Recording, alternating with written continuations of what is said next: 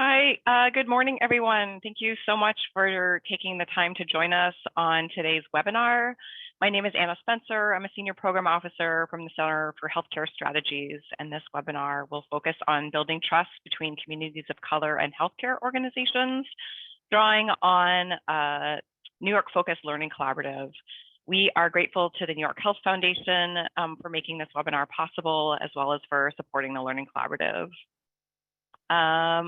Before we get started, I'd like to go over a few logistics. To eliminate background noise, all audio lines are muted during today's event. Abina, if we could go to the next slide. There'll be a moderated Q&A session during today's presentation. You can submit a question at any time by clicking on the Q&A icon located at the bottom of your screen. The instructions are shown you can just see the instructions at this time. There'll be a brief evaluation that will pop up on your screen following today's event. We really value your feedback and input. It's really important to us, so we'll hope you'll just take a few minutes to complete that at the end of the webinar today. So next slide. Here's today's agenda. We'll have some opening remarks from Ali Foti, who's been our program officer at the New York Health Foundation, as well as from myself on the key takeaways from the Learning Collaborative. Then we'll hear from two of our Learning Collaborative teams on the work they've been engaged in over the past year. This will be followed by a panel presentation from our teams, as well as our patient engagement and health equity partner. And at the end, there'll be time for some Q&A. So again, please feel free to submit questions, anything that pops up during the presentations or panel discussion, and we'll be able to get to those during the Q&A. So next slide, please. I'd love to introduce our speakers today. I'm joined by my colleague, Abina Ohini-Into, and together we are so pleased to have Dr. Akeem Marsh, Medical Director at the New York Foundling, and Sarah Nadeau, Assistant Vice President of Mental Health Services, also at the New York Foundling. And we're also thrilled to have Ebony Coakley. She's a Pediatric Primary Practice Manager at John Oishei Children's Hospital in Buffalo. We're also joined by Desiree Collins-Bradley. She's a Patient Engagement and Network Lead at ATW Health Solutions. ATW has been CHCS's project partner throughout the Learning Collaborative, providing patient engagement and health equity technical assistance to our Learning Collaborative participants.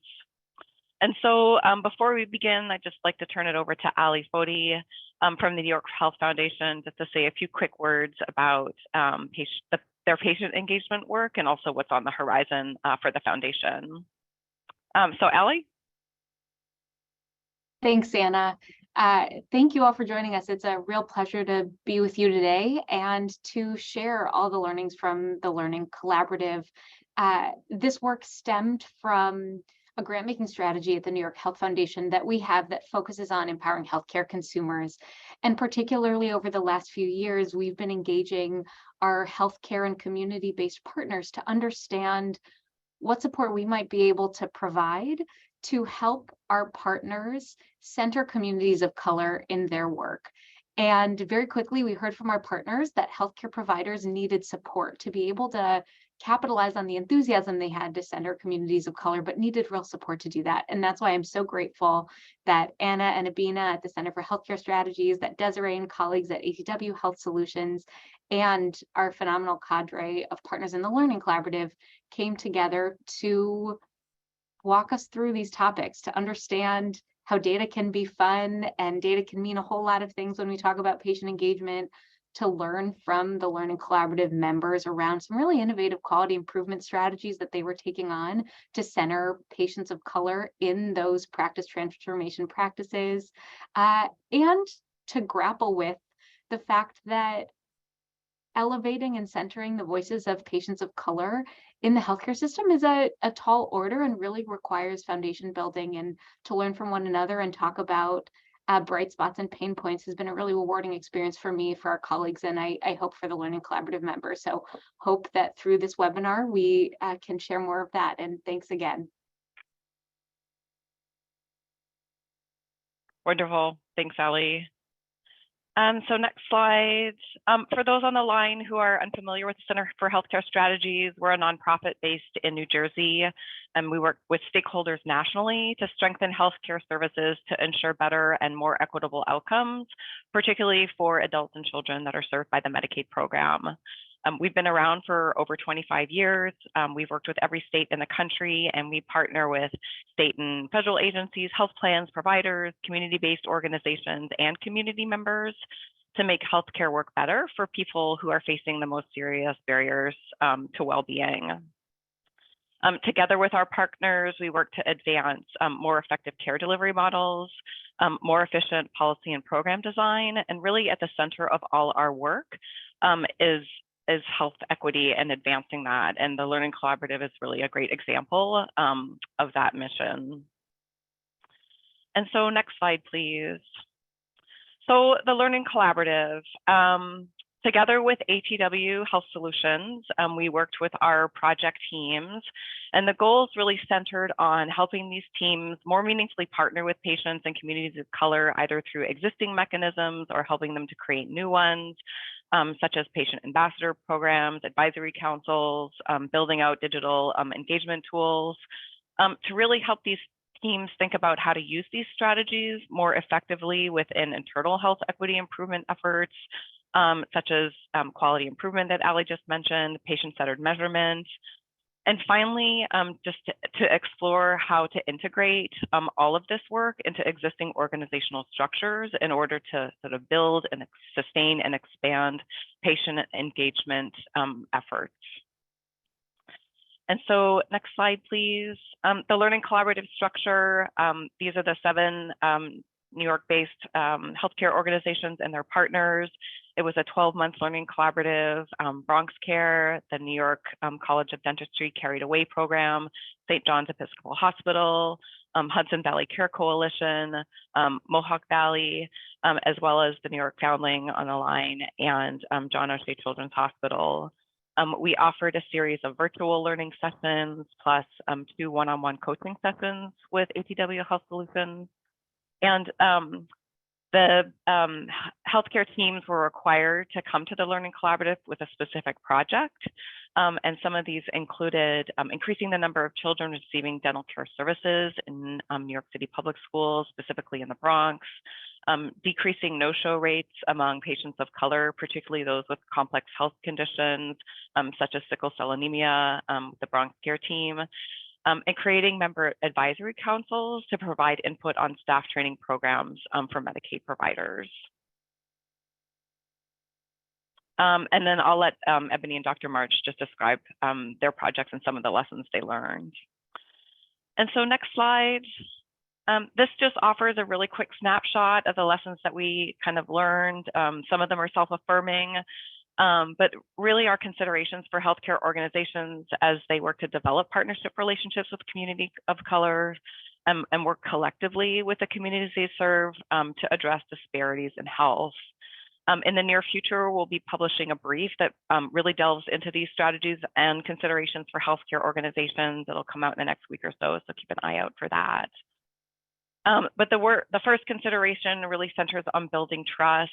This requires that healthcare organizations just take time, and it's a lot of time to build relationships with community and to demonstrate an ongoing commitment to these relationships and advancing equity.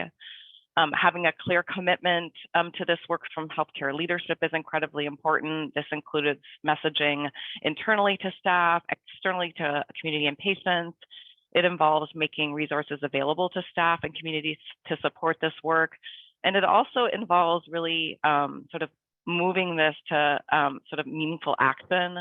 So healthcare leaders sort of demonstrably acting on patient feedback and recommendations. We saw during the Learning Collaborative that creating or co-creating a space where community feels welcome is really important, where they feel represented, and creating a space that's safe for sharing. The New York Foundling team will provide some more details, but it's important that these spaces are created in partnership with patients and community rather than being directed by healthcare, which can really feel like a top-down approach. For many communities of color experiencing trauma, including racism, these are sort of pervasive experiences, and healthcare organizations will want to take a trauma-informed approach in order to strengthen relationships with patients and to create delivery or care delivery practices that are not re-traumatizing for patients. And so involving patients sort of early in this design process is really important. On data, patients have an incredibly important role to play in collecting, interpreting, and acting on data. Healthcare organizations have at their disposal many different sources of data, including patient storytelling and other sources of qualitative data, which can provide really valuable perspectives and input on care delivery approaches and quality improvement strategies. In addition to the brief I mentioned, we'll be publishing a companion data action guide, which really delves into strategies that healthcare organizations can take to partner with patients on collecting and using data. And finally, this work is hard. We all know this. Creating patient-centered and equitable care delivery models really requires that patients be involved at the beginning in the development and the implementation and in the evaluation of all these approaches. But sometimes there's bumps along the road. We saw that a lot in our with our project teams, but it's important to use these challenges as learning experiences to approach this work with humility and really to sort of, sorry to be corny, but like grow as we go. And that was super quick, but with that, I'm going to hand it over to Abina, who's going to facilitate the next portion of our webinar. Thank you, Anna. So now we would like to give our two teams an opportunity to share a little bit about the work that they did in New York in their respective healthcare organizations. So we are first going to start off with Ebony from John Oishei Children's Hospital in Buffalo.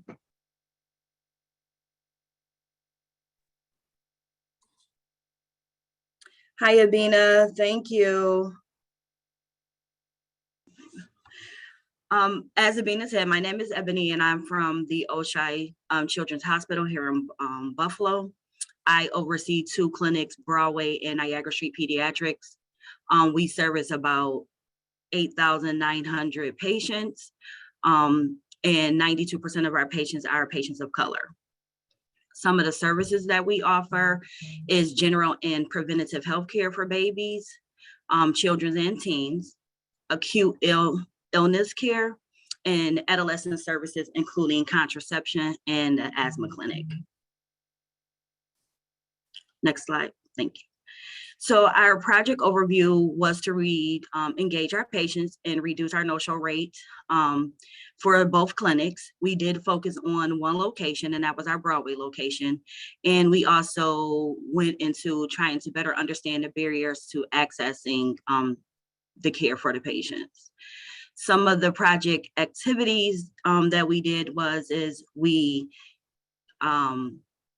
identified through telephonic engagement with the patients to understand the barriers, and our medical assistants were calling the patients, and they were finding out that most of our patients had forgot about the appointment. So after doing a couple of months worth of data and keeping track, we developed a plan to start changing how we do our reminder calls. And normally before, you will get a call just the day before to remind you of your upcoming appointment. So instead of using that model, we went to, if you had an appointment in the morning for the next day, we would call you around 4 p.m. the day before to remind you of your appointment for the next morning. And then if you had an appointment scheduled in our clinic within the afternoon, then we called you the morning of that appointment for the afternoon.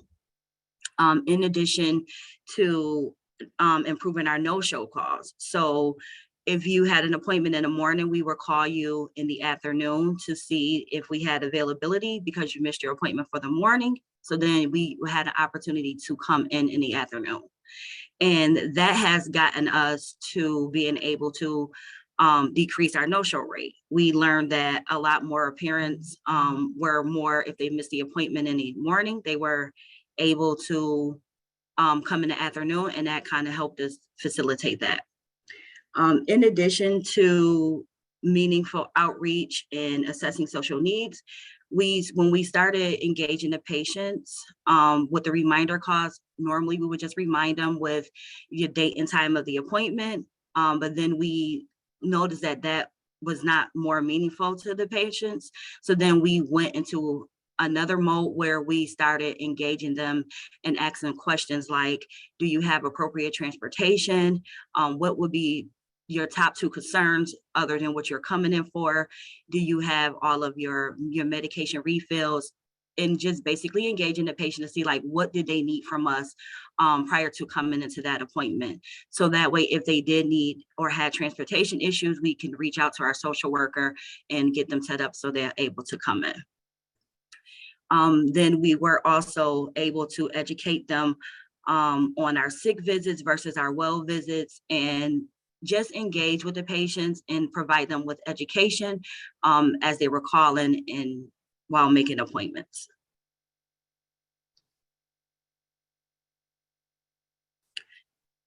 So our next steps, from everything, all of the data that we did, we learned that we needed to create a community forum. We didn't currently have one. The community forum is to optimize the delivery of healthcare by facilitating the communication and collaboration between patients and families in our pediatric community. We wanted to educate the patients of community of health literacy, and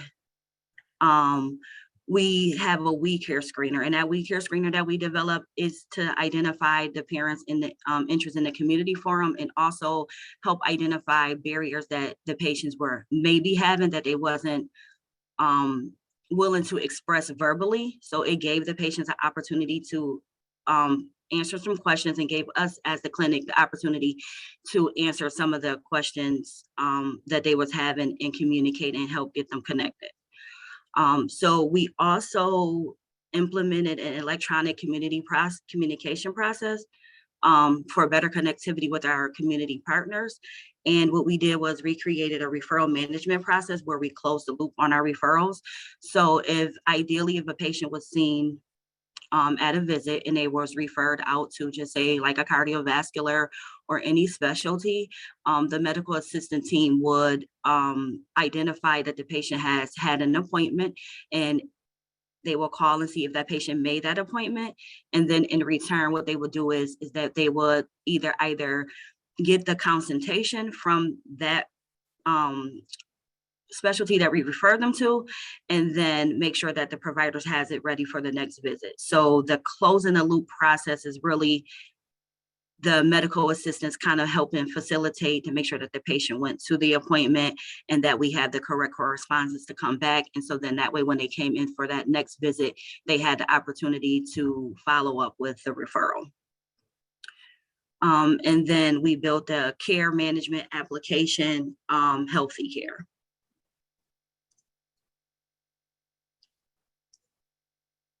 Next slide, Abina. Great. Thank you so much, Ebony, and really appreciate you sharing your journey with us. We look forward to digging a little bit more during the panel discussion. So now I'll pass it over to Dr. Marsh and Sarah from the New York Foundling to share a little bit about their experiences. Thank you so much for that introduction and the invitation to be here. It's an honor for us. We're very excited and happy with how things have gone. So for our participation, after initially getting into the program, we're like, great, yeah, but what do we do next? It was a bit of fine-tuning the process, but again, very glad and grateful that we participated, because I think it really helped us make this past year the most successful that it could have been.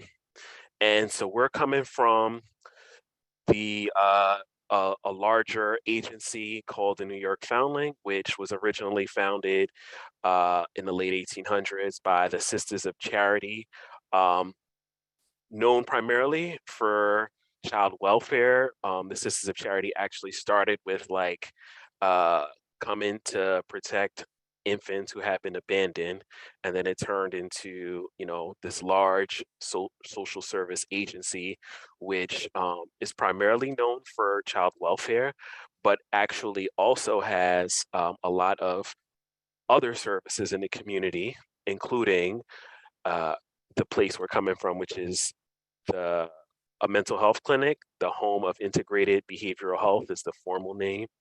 It's located in East Harlem, and we serve primarily minoritized youth, Black and Latinx children, teenagers, families, primarily from lower income, up to, I think we're up to 500 families per year at this point, and primarily Medicaid or uninsured or underinsured.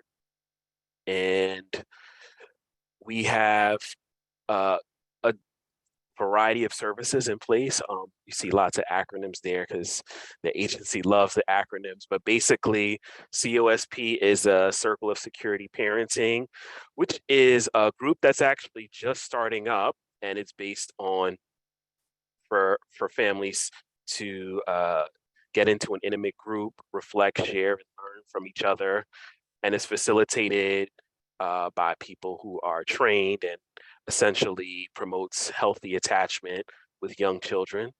Then there's CPT, which is cognitive processing therapy, CPP, child and parent psychotherapy. INA is identity and acceptance, which is our innovative program that's catered towards LGBTQ plus community, trauma-focused cognitive behavior therapy, and psychiatric evaluations with medication management.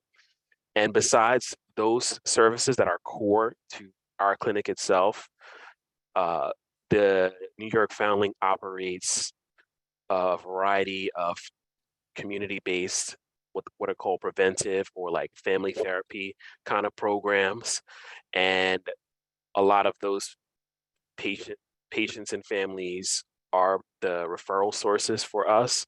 So they'll come in initially to the agency through a program like that, and will then also be supported by us as well, either the individual therapy or psychiatry or both. And we also, of course, take community referrals as well. So we have that, and it's primarily a child clinic, but we see other families. So where we started was we were sort of, you know, recognizing like, you know, we're here, but we're sort of like, you know, it's very easy to miss us. You know, our signage wasn't great, and, you know, people really just didn't know that we existed. So we're like, we need to be involved in the community. We need to do things to really like take some steps to get ourselves out there. And that took the form of a series of community events. And I'm going to talk about that a little bit here. Oh, sorry, next slide. I forgot about that part. One more slide after that, we can move on. So this slide right here is a little busy, but I'm gonna just break it down for you. In the top left, we had a youth roundtable event, and that was geared towards the uh, all of the clients we serve, but it wasn't limited to them. They also were encouraged to invite friends and other people they know. And it was really a productive conversation for us to explore the impact and implications of the pandemic, how people were feeling supported, and basically encouraging connection among them. That was virtual, but we've also had like in-person events as well. That includes the Art Sanctuary, which is the picture right underneath the round table in the middle on the left, and that was centered around basically raising community awareness of our existence, and we offered healing art stations, supports, discussions, and it was different types of art. There was painting, there was drawing, coloring. We had food too, which certainly helped tremendously. There was other sort of education focused events. This presentation that was done was focused on a more general discussion of how trauma has impacted youth and families, and even more so in today's world with the pandemic, plus other things that have been happening, like community violence and things like that. Prior to that, there was like this light blue colored flyer was a discussion directed at youth about, oh yeah, sorry. All right, time to wrap up. Next slide.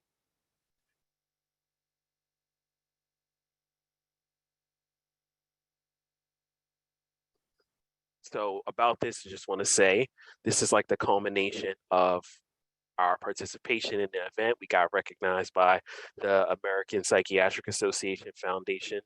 And then next slide, very last thing, is that we're looking to further increase our engagement in the community. We're looking to other organizations, nonprofits, and getting surveys out, and also connecting with local politicians. Yeah, and that's about it. And look forward to the panel discussion.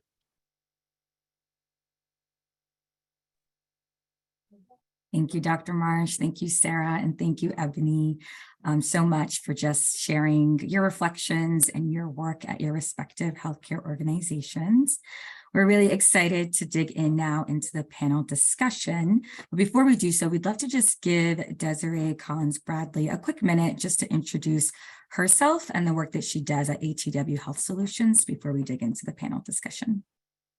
Thank you, Anna, and I'll be brief. I can't wait for the panel discussion as well, but I am Desiree Collins-Bradley. I'm the Patient Engagement Network Lead at ATW Health Solutions, and I also manage our patient network, which is Patient Partner Innovation Community. You'll hear me say PPIC for short, where we take everyday consumers and really elevate their voices into the work and healthcare transformation. So whether that's research or healthcare measurement work, we really try to engage the everyday consumer to know that their voice matters in this work. So excited to really get into the discussion. And so, Avina, I'll pass it back to you to get us going.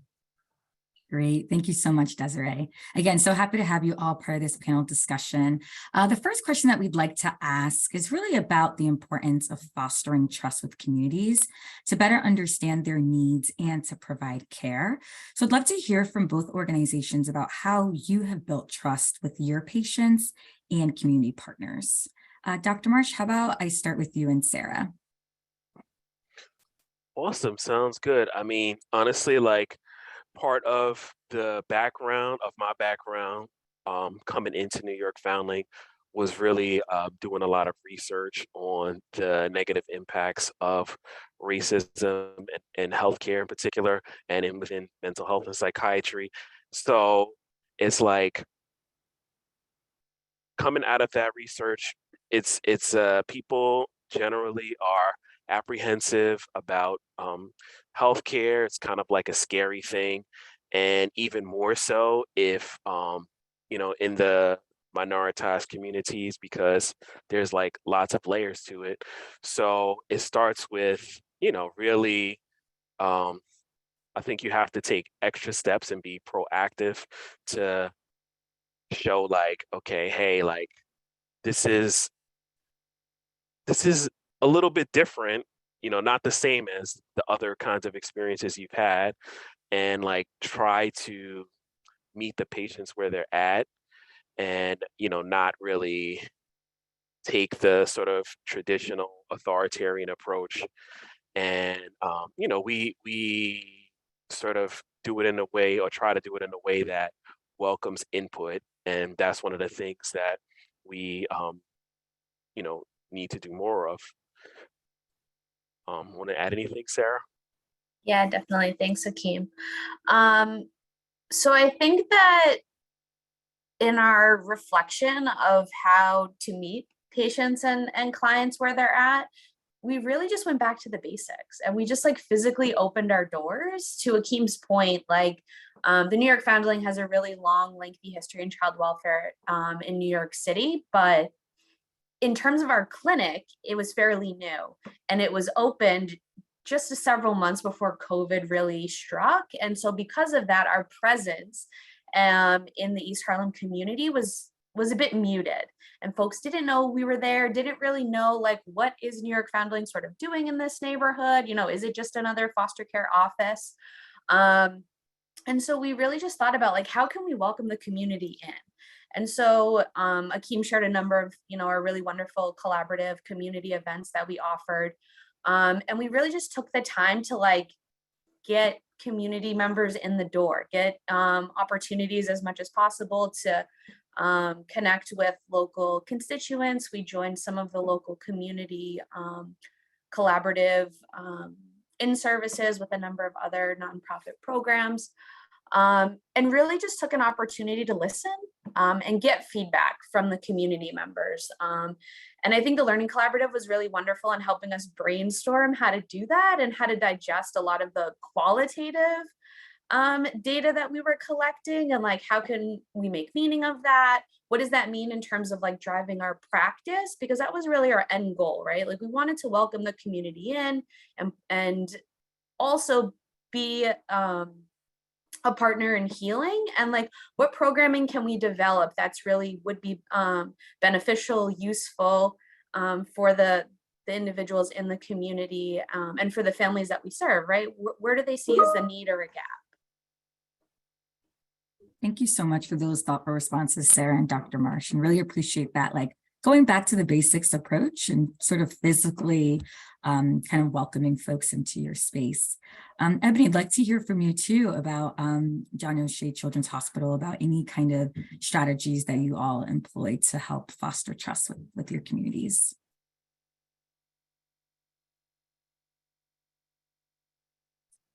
Oh, Ebony, you're on mute.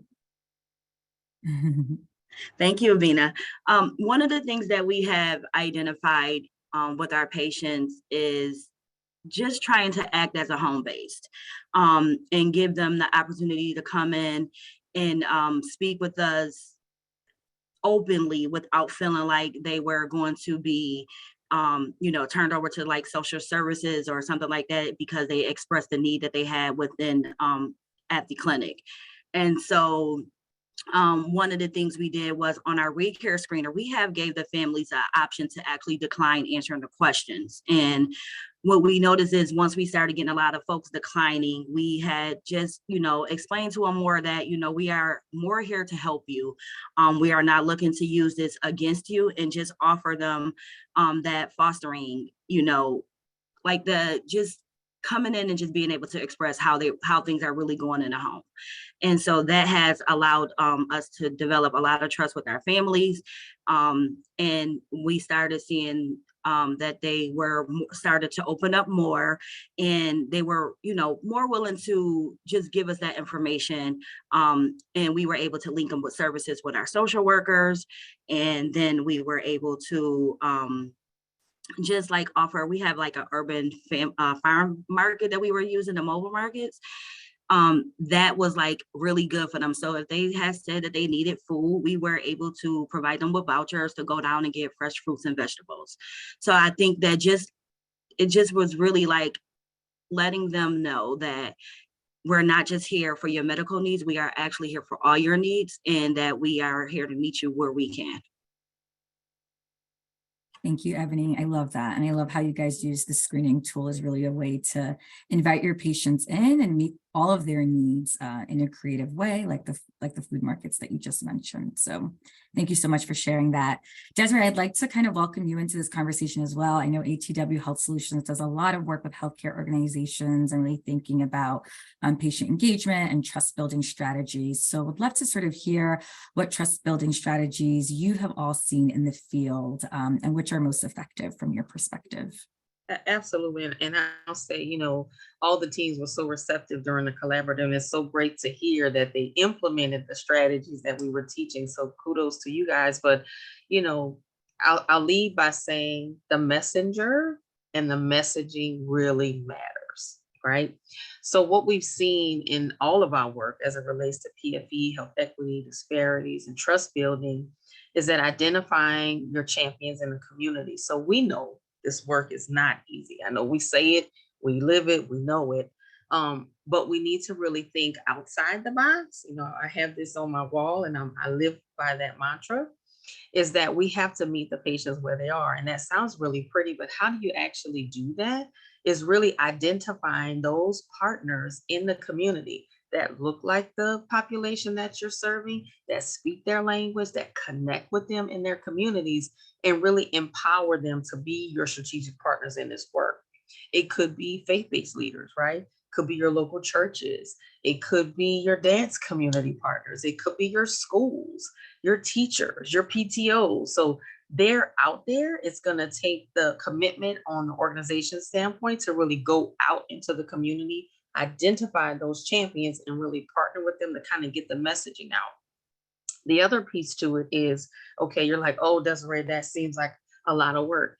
This can be done small scale, large scale, everything in between. The other piece is to really think about the message that you're trying to portray and who is delivering that message, right? So you could have, you know, your medical assistants in the office, really empowering them to really connect with your patients. Those first touch points that they have really makes a difference. So making sure that they have the tools they need to be effective messengers of what you need. And if it doesn't work, you can always shift and try something else. But the messenger, I lead with this, the messenger and the messaging really, really matters here. And we've seen, you know, the positive outcomes from all the teams really implementing those strategies. So I hope that answered your question. Absolutely, Desiree. And I just love that, you know, the messenger and the messaging really matters, and really being able to empower folks that you work with, other kind of community organizations and entities to really support you in getting your messaging out. That's Absolutely. really super helpful. So now I'll move on to another question, a little bit about how a lot of your work has helped to advance your organization's health equity goals. I think when we talk a lot about patient engagement, you know, this work is really supposed to help move the needle in health equity and hopefully advance some of the health equity goals that your organization has. So we'd just love to hear, maybe we'll start with you, Ebony, about how has your patient engagement work advanced the organization's health equity goals?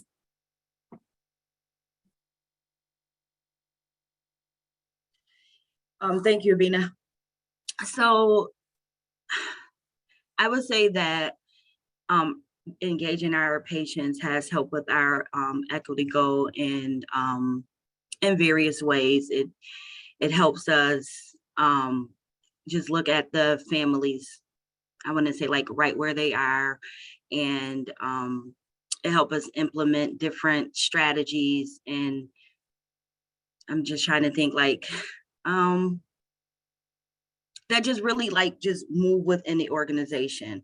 So I think that one of the biggest things that we have done to help move the equity is we have implemented a Healthy Steps program, and that program has allowed us to hire 2 licensed professionals to come into the clinics for counseling, in addition to some dietitians, as we know, to help with the food deficiencies. And I think that it helps us with the multiple disciplinary clinic to help support the families. And then also that breakdown right there helps us address the different barriers that we have. So I think that that right there helps us move the equity within the organization.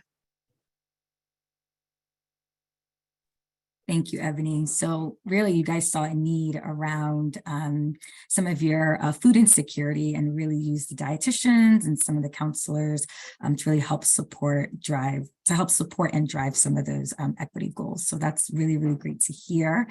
Sarah, I saw that you came off mute, so why don't you just jump right on in and share a little bit about how your work has helped to advance health equity goals?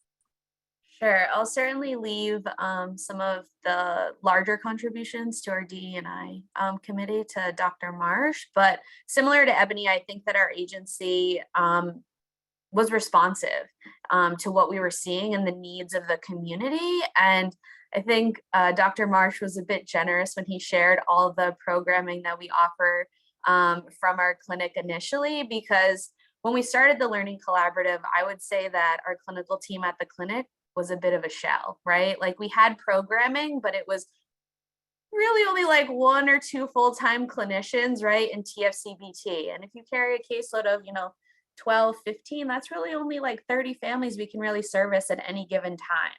And the level of responsiveness that we had from community members and constituents that would participate in our community events, and the demonstrated need for expansion of mental health services, our agency was really wonderful in acknowledging and recognizing this feedback that we provided. And I can say that, starting this fiscal year, we were able to really expand our clinical service offerings. We've added several additional full-time positions. We've expanded the service offerings beyond just TFCBT to include the specialized programming of INA, which Dr. Marsh mentioned previously, as well as expansion with COSP and CPP, which are parenting dyad programs for those that aren't clinicians or therapists. Those are for parents or caregivers and young children, so 0 to 5, 0 to 6, which are really crucial, vital years when it comes to attachment, when it comes to reparative work for trauma experiences that have occurred. And right now in East Harlem, there's a lot of sort of community violence that's occurring. There's a real spike in opioid use, gun violence, and community members are acknowledging that and recognizing that, and concerned about the impacts and implications for their children, especially young children. And so we've been fortunate in being able to expand our service offerings just based off of some of the feedback and inquiries that we've gotten as part of our community engagement events. And just to add on, piggyback on Sarah, I think, and I'm going to give a lot of credit to Learning Collaborative for sort of helping us push ourselves along. I think through our participation and like being extra proactive, because we were being held accountable to each other. So like, what are you doing? What are you doing?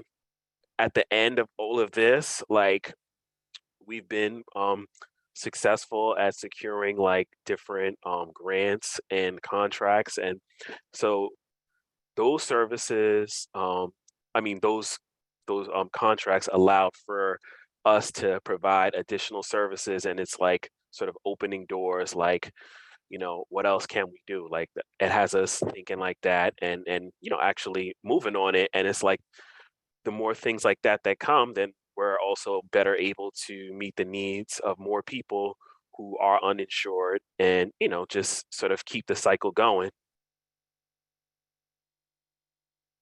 Great. Thank you, Sarah and Dr. Marsh, for just sharing how getting important feedback from your community members and from families really has helped you all to kind of brainstorm and explore and really think about what kind of offerings your community members need, and just really enhancing those opportunities for your families. So I'd love to hear that and see that in your work.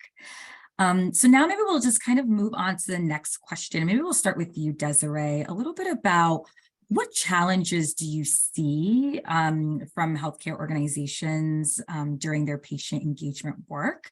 And what tips and tricks do you have to help these healthcare organizations to sort of navigate the challenges of patient engagement and kind of sustaining the work? Yeah, absolutely. So, you speak in my language. So I think there's a huge kind of misconception out there. Like, a lot of times we hear from organizations that, well, we can't find the partners. We can't find them. We don't know where to go. And they're waiting. They're there. They're ready to partner. The other piece that's really important is, a lot of times you think about patient engagement and really engaging community partners, patient champions, your PFAs. Oftentimes that's a luxury that most people can't really afford, right? So there's a commitment on the organization standpoint when you're thinking about, okay, so what is my healthcare transformation or health equity goals look like for my organization? And when you're thinking and looking at your budgeting, it is very important to really consider, what type of compensation am I going to offer for my patient partners in this work? And it doesn't have to be thousands and thousands of dollars. It could be parking stipends. It could be, gift cards to Amazon, right? Everybody's on Amazon, just thinking about from a strategic way, when we think about how our organizational health equity goals look like, ensuring that we put money where we want, that's important to us, right? That's in our personal lives and our professional lives. making sure that the commitment on the organization standpoint is heard loud and clear. The other piece to this, which is super important, is that accountability, right? So you've got your partners, you've engaged those champions, we've got them, you know, they're getting their gift cards or whatever that looks like for your organization. They've done the work, and then you disappear. In order to make sure that you sustain the work, you want to make sure that there's some accountability there. I want to know, when you engage me in this work, what type of impact that I've made, right? I want to know that, so this will sustain. If I don't hear back from you to show the impact that I've done, I'm not going to want to partner anymore, because I don't feel like I've made a greater impact. So thinking, we hear a lot in the field around sustainability. How do I sustain this work? It's going to take commitment on your part to make sure that A, compensation is in the budgeting, 2, accountability, and really making that meaningful engagement and not just a check the box. Community partners, your patient champions, they don't want to just read the flyer and check it off and say, oh, well, that looks nice. Co-creation. They want to get in there, roll up the sleeves, and get their hands in the dirt and really work with you to make sure that, A, we're co-creating what that looks like in our community engagement. We're co-creating those policies, procedures, safety initiatives, everything as it relates to patient touch points. But that's going to take commitment on the organization standpoint. And I know that puts us all in a vulnerable space, but I think we've got to kind of peel the layers off the onion to kind of get to that nice pot of gumbo. That's great. Thank you so much, Desiree. Really about that like financial investment that healthcare organizations really need to do, and to engage patient partners, thinking about the parking stipends or the gift cards or any other kind of compensation that will be valuable. And I just love that piece about showing the impact, right? And really messaging and communicating that impact so that patient partners understand how their work and their involvement has helped to move the needle in certain areas in the healthcare organization. So thank you so much for that. So in our last 2 minutes before we move over to Q&A, I just wanted to know, maybe we'll start with Ebony from you. What piece of advice would you give to healthcare organizations during this patient engagement journey? You know, what kind of tips and tricks should they keep in mind to be successful in this work?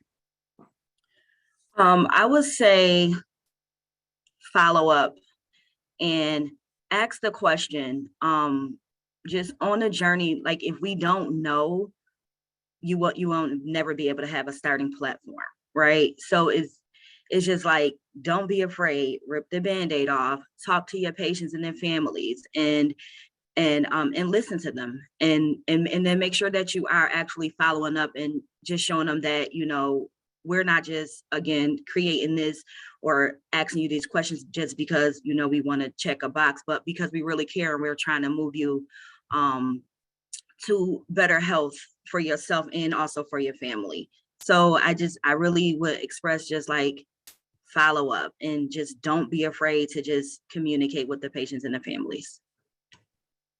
I love that. Thank you so much, Ebony, about just following up and being committed to this work, and really not being afraid or having fear in engaging with the patients. Sarah or Dr. Marsh, can either one of you maybe just share final words of wisdom for healthcare organizations interested in embarking in this work? I mean, I'm happy. I think the word that comes to mind for me is continuation. I feel like the Learning Collab for us was very much like a springboard in thinking about like, where do we want our clinic to go? What services, you know, are really vitally needed for the community? And I think we use the Learning Collaborative, like time, space, feedback, to really think about like, all right, what are our next steps? And so really continuing to carry that torch forward, and like ensuring that it continues to frame our practice as we move along beyond our collective meetings. Great. Thank you, Sarah.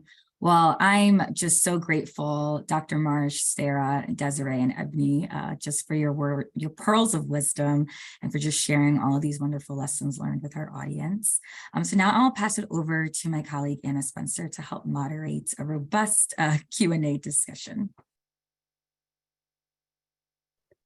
Thanks, Evita, and thank you to our panelists. So we've got a flurry of questions coming through the chat, and we'll try to get through as many as we can. But Ebony, Dr. Marsh, and Sarah, you all touched on this. How do you think health literacy how important is this when building trust with patients? And do you think this is a strategy for addressing some of the information or apprehension, felt by patients? This is from Sierra Taylor.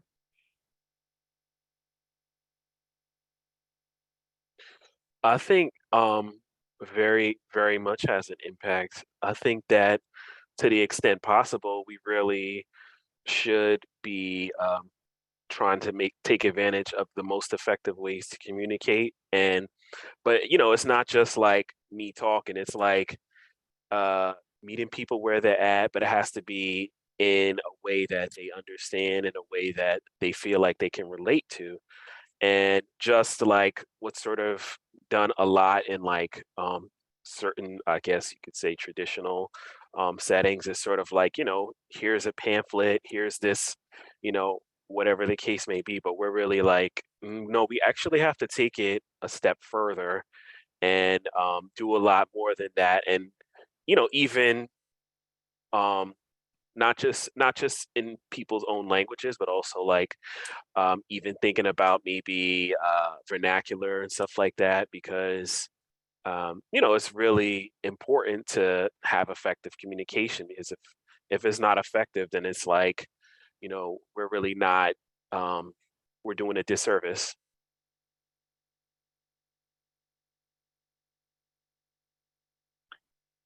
Thanks, Dr. Marsh. Ebony, any thoughts on health literacy, and then maybe sort of specifically sort of the implications for, working with families, with children with like a whole range of health needs?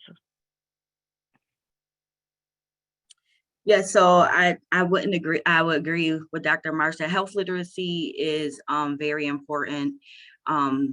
I think that it's one of the key components to dealing with patients and family is that education piece, and just being able to make sure that your patients and your families is understanding everything when they come to and from the appointments. I also would say, I think that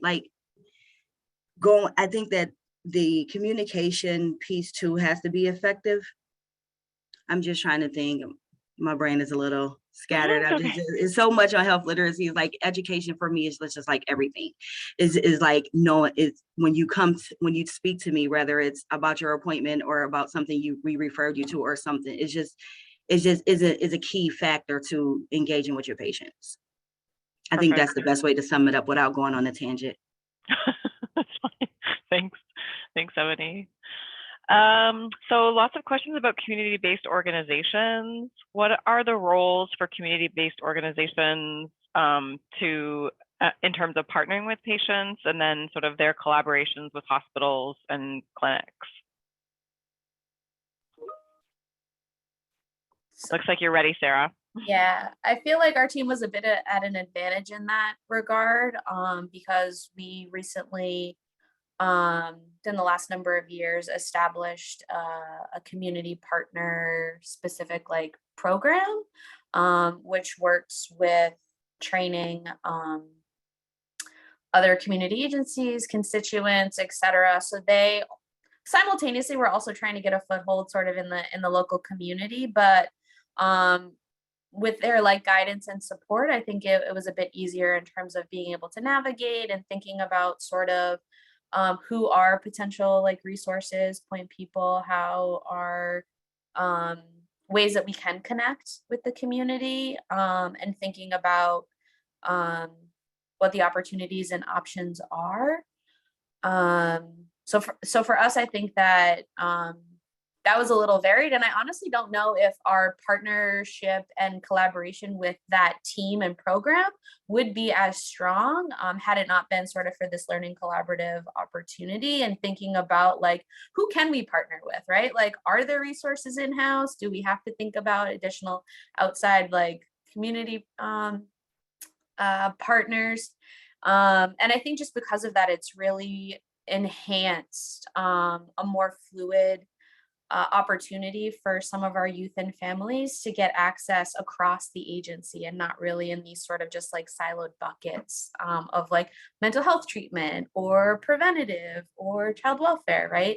It's really sort of opened that flow up a lot more fluidly, I guess. Desiree, I know you've worked with just lots of healthcare organizations, but any thoughts on sort of that CBO angle?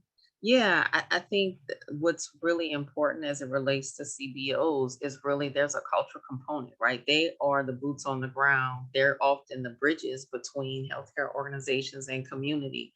And it's giving them the power, right? You give them that clinical information, but giving them the power to really shape it the way they can connect that message with their community. We've seen this in the research that we've done around stroke disparities, where we gave them all this clinical knowledge, right? All the facts, but we also gave them the power to shape the narrative, shape the materials that will resonate with their community, and then deployed them to kind of serve that as that messenger. I go back to that messenger piece, but it's really also showing the CBOs, hey, we trust you, we're partnering with you, and we'll let you lead this, which also goes back to that vulnerability piece. But I think the CBOs oftentimes look like they're kind of overlooked or just kind of used in a way, but I think we need to flip it and really let them start leading some of this healthcare transformation work, because they are the bridges between healthcare and community.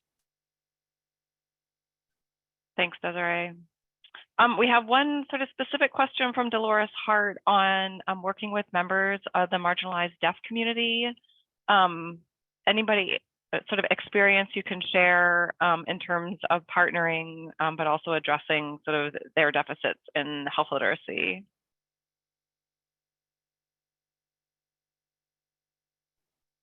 If nobody else, I can go quick. Thank you, Desiree. Go ahead. Yeah, I actually, my child is deaf, and so I do a lot of work and kind of in the deaf community, and also the cultural piece, right? Making sure that you identify your deaf partner champions and really look at the deaf culture is very uber specific in the way they do things, the way they communicate, and ensuring that the hearing folks aren't leading whatever initiative that is that, again, identifying that deaf partner to really lead the work. And then other deaf members in the community will see that, whoa, this is someone from my own community, and they'll be more engaged to partner. Just like anything else, you can take that same model and kind of duplicate it in any specific population. But yeah, I've done it in the deaf community and it worked. Thanks, Desiree. All right, we are almost at the top of the hour. I apologize to those who submitted questions that we couldn't get to. Please feel free to reach out to Abina or myself for any follow-up. Thank you everyone for your time today and for joining this webinar. We really appreciate you all joining. Special thanks to the New York Health Foundation for their support. As a reminder, the brief and data tool will be released early next week. And please, for folks still on the line, if you could just take 60 seconds to fill out the survey, we would be really grateful. So thanks everyone. Enjoy the rest of your Wednesday. And yeah, thanks so much.